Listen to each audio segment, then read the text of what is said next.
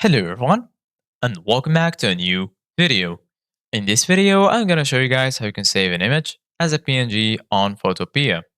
So if you guys want to learn how to do it, just follow the steps that I'm gonna show you.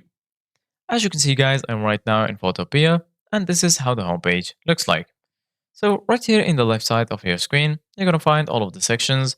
Right here, you're gonna find the home section, this device, via Drive, Dropbox, OneDrive, Google Drive, and so on. And right here in the center of your screen, you're going to find New Project, Open from Computer, Templates, and Install Photopea. So go ahead and click on your project. Once you do that, so right here, you can choose a name for your project. So for example, I'm going to name it Tutorial, like this.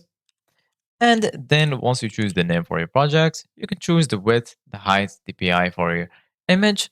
Right here, you can choose the background if you want. And right here, you can choose the size for your image.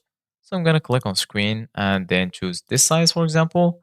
And then as you can see, guys, once you're here, you're going to find all of the tools that you need in order to customize your image. So right now, I'm going to click on File, and then I'm going to click on Open to add an image from my computer. So for example, I'm going to add this image right here.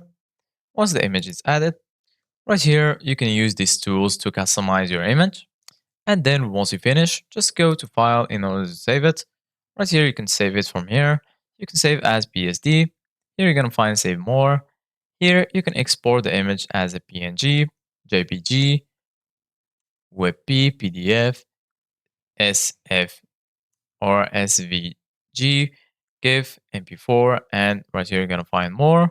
So go ahead and click on PNG, and then once you do that, just go ahead and click on Save, and then it will be easily exported. Thank you guys for watching. See you guys in the next video.